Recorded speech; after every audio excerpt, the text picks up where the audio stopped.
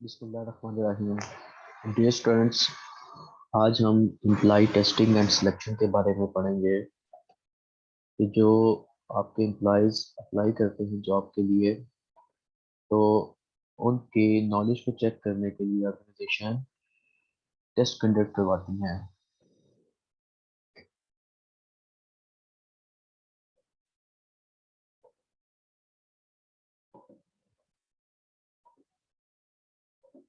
इसमें हम देखेंगे कि रिलायबिलिटी और वैलिडिटी ऑफ अ टेस्ट क्या होता है। हम किस तरीके से अपने टेस्ट को वैलिडेट कर सकते हैं। टेस्टिंग गाइडलाइंस है कुछ हमारे पास, एग्जांपल्स हैं, और इसके बाद कुछ एम्प्लॉय सिलेक्शन के टेस्ट हैं, कुछ वेबसाइट्स गिवन होंगी और की पॉइंट्स।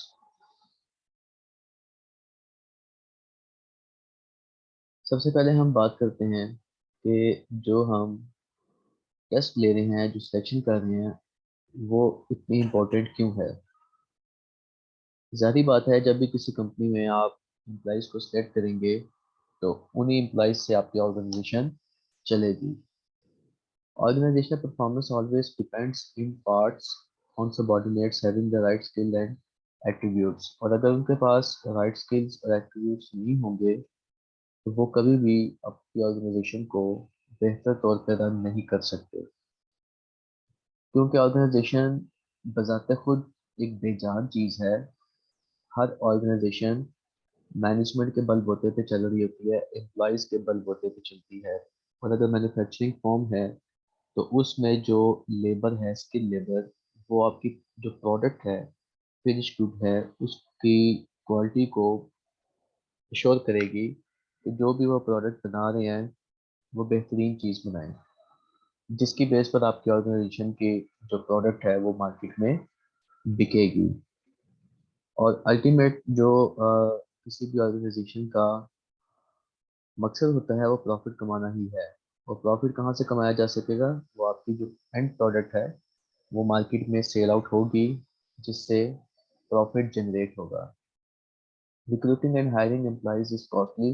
बिल्कुल, आपको रिक्रूटमेंट में कॉस्ट बियर करना पड़ती है। और इसमें आप देखें कि पूरा एचआर डिपार्टमेंट हायर किया हुआ है, उसकी कॉस्ट आपको पड़ रही है।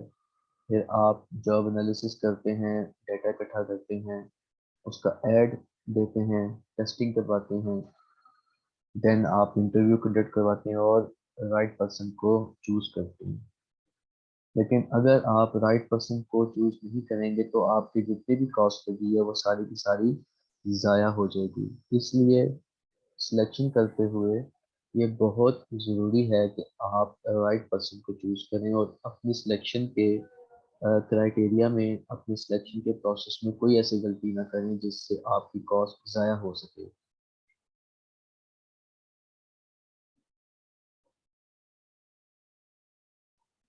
Avoiding negligent hiring. अब इसमें क्या है कि carefully scrutinize information supplied by the applicants on his or her employment application। के जो एम्प्लॉय ने आपको अपना डाटा एप्लीकेशन के थ्रू या ऑनलाइन किसी भी तरह से आपको प्रोवाइड किया है, तो आप उसकी जांच पड़ताल बहुत मोहतात तरीके से करें कि उसने जो डाटा दिया है वो आपके मुताबिक है या नहीं। ऐसा ना हो कि आप ऐसे बंदे के साथ टाइम वेस्ट करते रहें जो जो आपको रिक्वायर्ड ही नहीं है। Get the applicants written authorisation for reference checks and carefully check references. ये मोस्टली होता है कि जो आपकी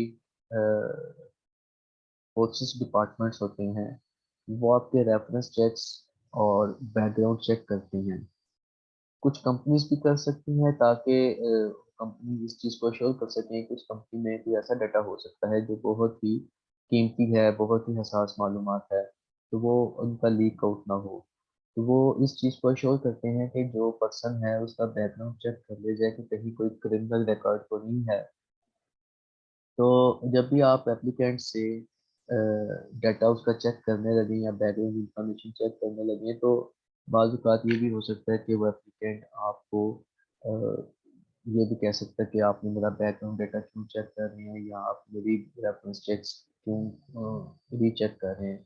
तो आप उससे रिटर्न ऑथराइजेशन ले लें पहले ही कि भाई अगर हमें ज़रूरत पड़ी तो हम आपके रेफरेंस चेक्स और बैकग्राउंड चेक कर सकते हैं। Save all records and information you obtain about the applicant. और आजकल चूंकि कंप्यूटराइज्ड दौर है, आपकी तमाम इंफॉर्मेशन आपकी डिवाइसेस के ऊपर सेव होती है, जिसका फ़ायदा ये होता है कि आप कभी भी उसको एक्सेस कर सकते हैं। Reject applicants who make false statements of material facts or who have conviction records for offenses directly related and important to the job in question। और ये बहुत इंपॉर्टेंट चीज़ है कि भाई ऐसा पर्सन जिसने आपको फॉल्स इंफॉर्मेशन प्रोवाइड की है, तो जो एप्लीकेशन के टाइम पर ही फॉल्स इंफॉर्मेशन प्रोवाइड कर रहा है तो बाद में भी आपके साथ इनकी पिंकी कर सकता है, वो बाद में भी आपके साथ फ्रॉड कर सकता है। तो इसका पहला जो है स्टेप यही है कि ऐसी एप्लीकेंट्स को आप रिजेक्ट ही कर दें जो आपको फॉल्स इंफॉर्मेशन प्रोवाइड कर रही हैं। वो फॉल्स इंफॉर्मेशन एजुकेशन के रिलेटेड हो सकती है, उसकी सर्विस बैकग्राउंड के रिलेटेड हो सकती है, एक्सपीरियंस के रिलेटेड हो सकती है। इसलिए आपने देखा होगा कि अक्सर जो यूनिवर्सिटी में एडमिशन के लिए यूनिवर्सिटी क्लेम कर मांगती है कि भाई आप अपने कॉलेज का रिलीविंग सर्टिफिकेट लेकर आएँ, या जब जॉब के लिए आप जाते हैं तो वो आपसे कहते हैं कि जो लास्ट आपकी जॉब थी वहाँ से सर्टिफिकेट लेकर आए, करेक्टर सर्टिफिकेट, आपका करेक्टर ठीक था और आपने खुद जॉब को छोड़ा है, कोई ऐसा मसला तो नहीं था कि उन लोगों ने आपको निकाल दिया। तो वहाँ से भी वेरिफिकेशन हो सकती है कि पर्सन ने लास्ट जॉब को क्यों क्विट किया है। Balance the applicant's privacy rights with others need to know, especially when you discover damaging information। ये आपकी जिम्मेदारी है कि अगर आपके पास एप्लीकेंट से रिलेटेड कोई प्राइवेट इंफॉर्मेशन है और ऐसी इंफॉर्मेशन जिसके लीक होने से उसको नुकसान हो सकता है, तो आप ऐसी इंफॉर्मेशन को प्राइवेट रखें, उसको डिस्क्लोज ना करें। Take immediate disciplinary action if problem arise. ये तो जाहिर बात है कि अगर कोई प्रॉब्लम होती है तो आप किसी भी चीज़ का इंतजार किए बगैर आप डिसिप्लिनरी एक्शन लें उसके खिलाफ। आप देखें कि उसके क्या हो सकता है, आप उसको वार्न कर सकते हैं कि आपकी इंफॉर्मेशन गलत है, फॉल्स है, या आप उसको अगर कुछ ने ऐसी गलती की है जो कि जुर्म है, आप पुलिस में जाके रिपोर्ट कर सकते हैं कि इस तरह से ये सारा मामला हुआ है, ताकि उसी वक्त उसका सद्देबाव किया जा सके, बजाय इसके कि बाद में आपके ऊपर वो इल्ज़ामात आ जाएं या आपको उसका कोई नुकसान हो।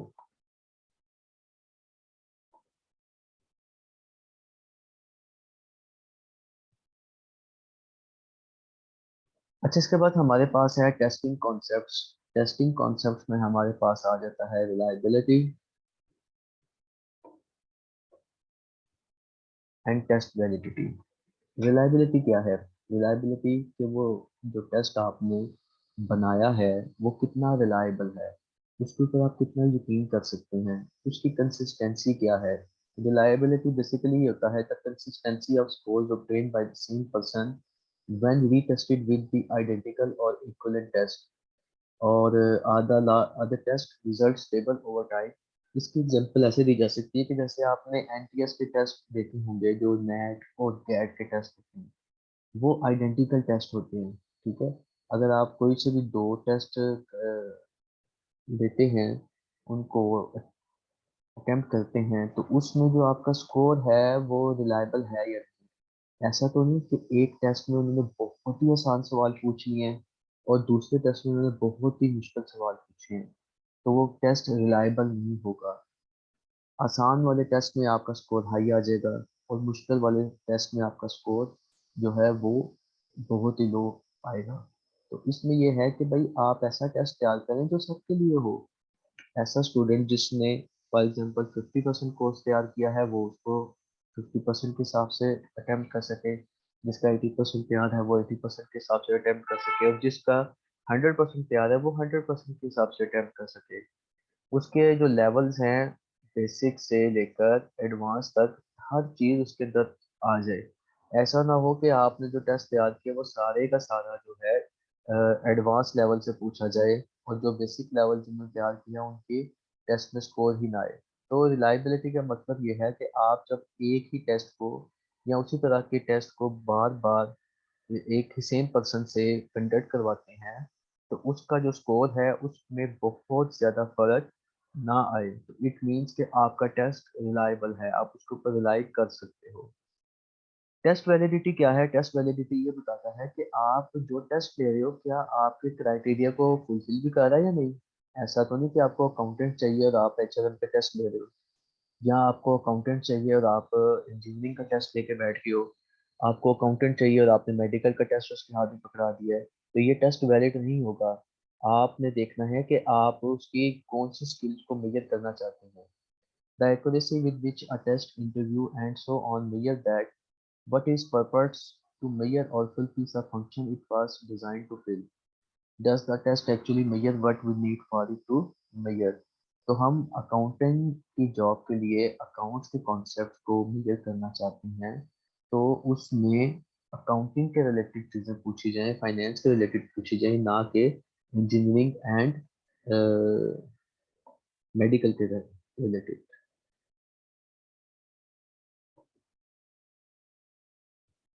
जी, यहाँ तक क्लियर है कि टेस्टिंग कॉन्सेप्ट क्या होता है।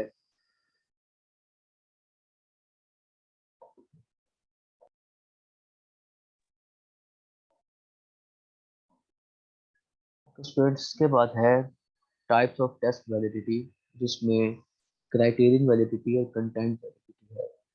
क्राइटेरियन वैलिडिटी है type of validity based on showing that scores on the test predictor are related to job performance criteria।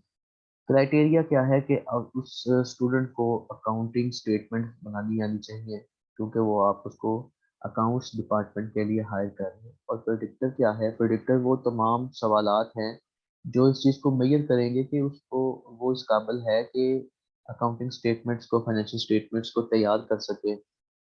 Are test scores in this class related to students knowledge of human resource management। अगर आप HR management के related किसी का test ले रहे हैं तो आप उससे ह्यूमन रिसोर्स मैनेजमेंट के रिलेटेड क्वेश्चन पूछेंगे। Content validity, a test that is content valid, is one that contains a fair sample of the task and skills actually needed for the job in question। अब इसमें क्या है कि आपने जो sample लिया है टेस्ट का, कि क्वेश्चंस का, ऐसा ना हो कि आपने सारे के सारे सवालात जनरल जनरल से पूछ लिए हैं, या सारे के सारे सवालात लेजर के रिलेटेड पूछ लिए हैं, या सारे सवालात आप सिर्फ इनकम स्टेटमेंट के रिलेटेड पूछ लिए हैं। आप हर चीज़ को मद्देनजर रखेंगे। आप ट्रांजैक्शन के बारे में उससे पूछ सकते हैं, आप उससे जनरल जनरल के सवालात, लेजर के सवालात, ट्रायल बैलेंस के रिलेटेड कुछ क्वेश्चंस हो सकते हैं। इसके बाद आपकी सीजीएस है, यहाँ प्रॉफिट एंड लॉस अकाउंट है, इनकम स्टेटमेंट है, बैलेंस शीट है, कैश फ्लो स्टेटमेंट है, स्टैंडर्ड्स के रिलेटेड, आईएफआरएस के रिलेटेड आप उससे क्वेश्चन पूछ सकते हैं। तो आपने जो सवालात पूछने हैं उसका सैंपल भी देखना है कि आपने जो सैंपल चूज किया है वो उस टेस्ट की वैलिडिटी को वैलिड भी कर रहा है या नहीं।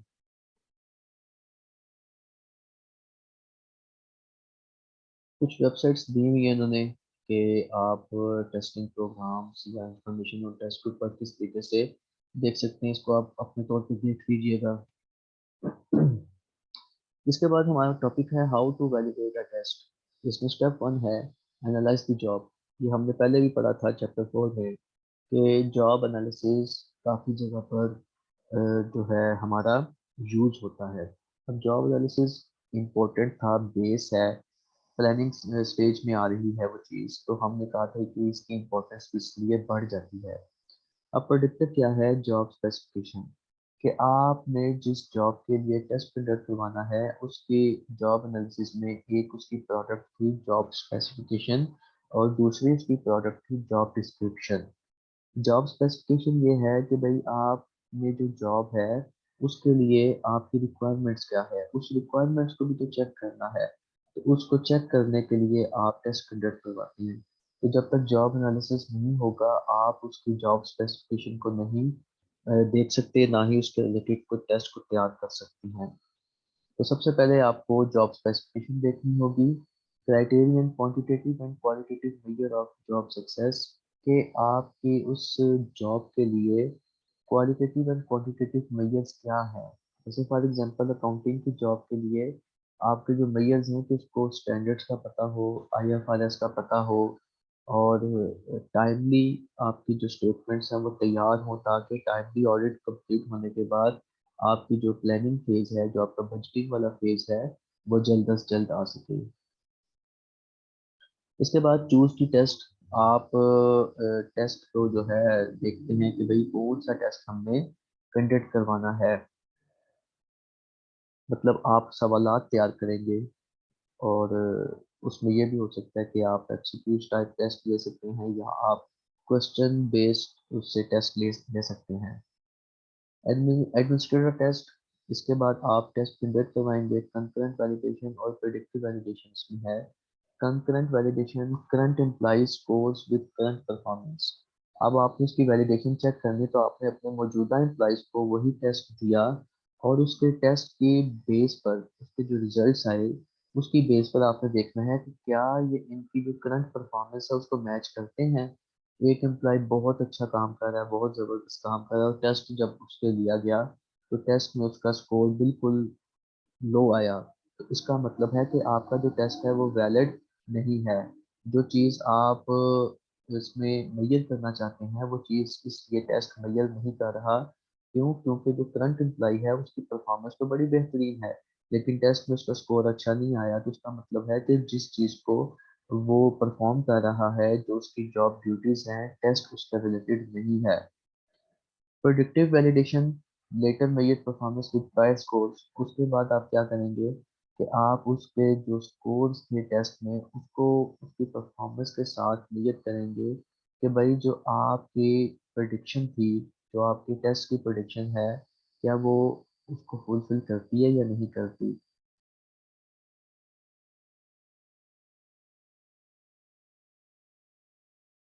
इसके बाद relate test scores and criteria.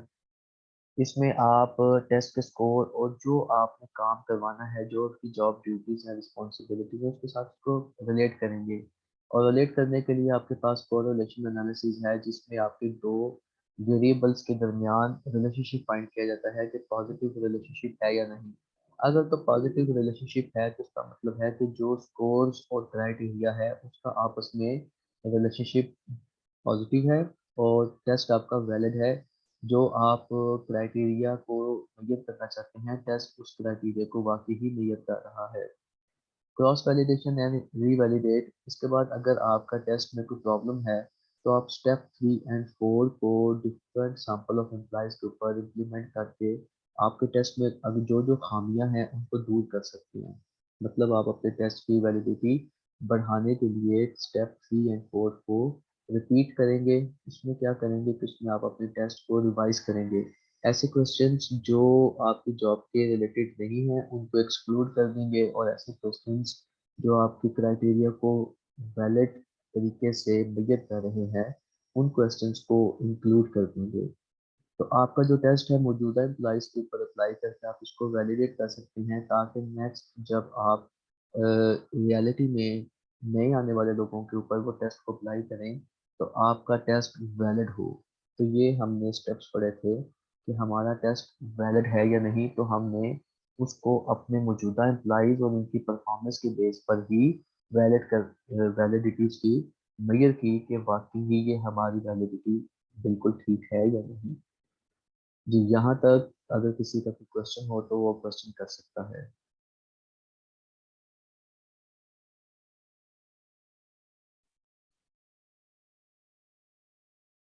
इसके बाद है टेस्टिंग प्रोग्राम गाइडलाइंस, के जो आपका टेस्ट है उसको आप एज ए सप्लीमेंट यूज करें, उसको बेहतर तरीके से वैलिडेट करने के बाद अप्लाई करें।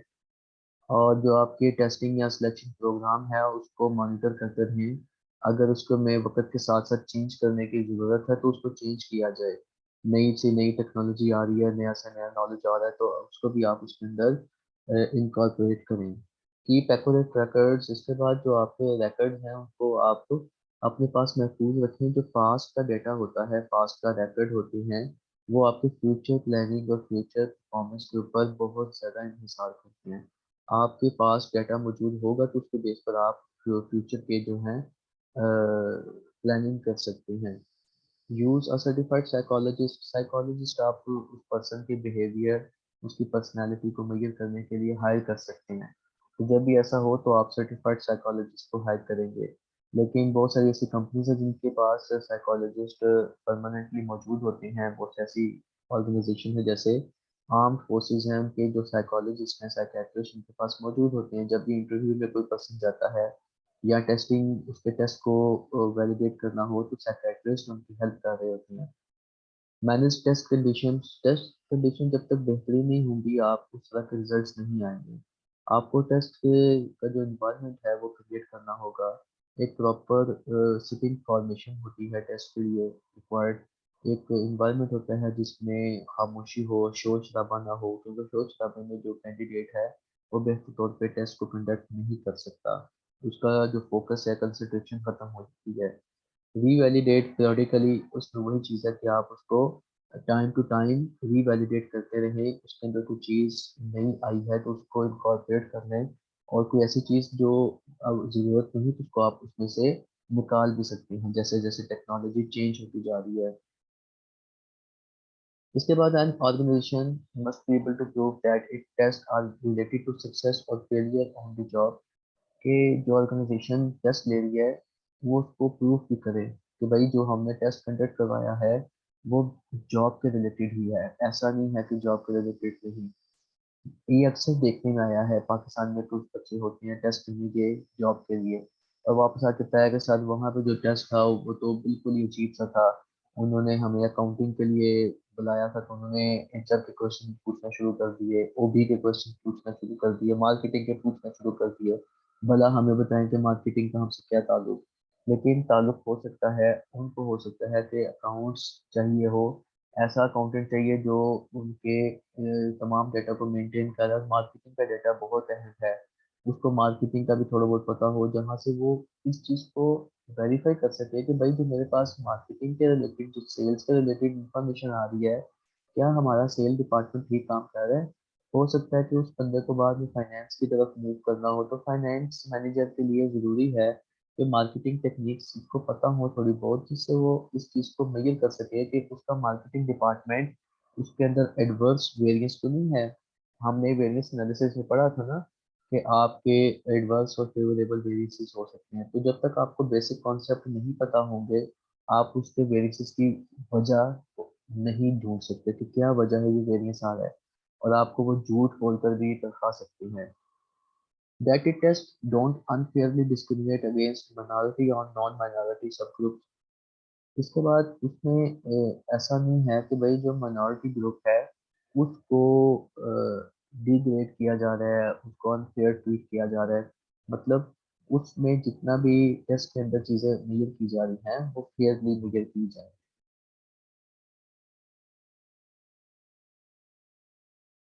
Testing alternatives if a selection device has disparate impact, institute a different valid selection procedure that does not have an adverse impact, show that the test is valid, in other words that is it is a valid predictor of performance on the job, monitor the selection test to see if it has disparate impact। अब इसमें ये चीज़ें सारी वही हैं जो हम पहले बात कर चुके हैं कि हमें इन तमाम चीज़ों का ध्यान रखना होगा कि आपका टेस्ट वैलिड हो, उसके अंदर ऐसे प्रोडिक्टर यूज़ किए जाएं, ऐसे क्राइटेरियाज यूज़ किए जाएं जो आपके टेस्ट के स्कोर और जॉब परफॉर्मेंस को रिलेट कर सकते हो, उनका कोरिलेशन हाई हो और पॉजिटिव हो, और किसी भी माइनर की जो है वो दिल आज़ारी ना हो।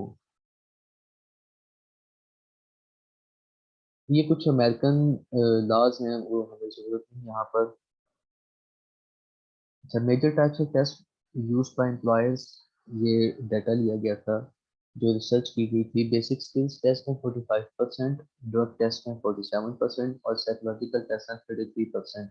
यहाँ पाकिस्तान में ड्रग टेस्ट की जरूरत नहीं क्योंकि पाकिस्तान में अल्कोहलिक और ये जो ड्रग्स हैं ये मना है, मुसलमान कंट्री है, हम लोग वैसे भी इस चीज़ को बुरा जानते हैं। तो यहाँ पे ये टेस्ट में तो यहाँ पे बेसिक स्किल्स और साइकोलॉजिकल टेस्ट का मेजर किया जाता है। तो ये डाटा उसने फॉरेन कंट्री से दिया है जहाँ पर ड्रग्स यूज होती हैं, तो वहाँ पर ये चीज़ वैलिड है। पाकिस्तान में ये चीज़ वैलिड नहीं। जी, यहाँ तक कोई क्वेश्चन हो आपका तो आप पूछ सकते हैं।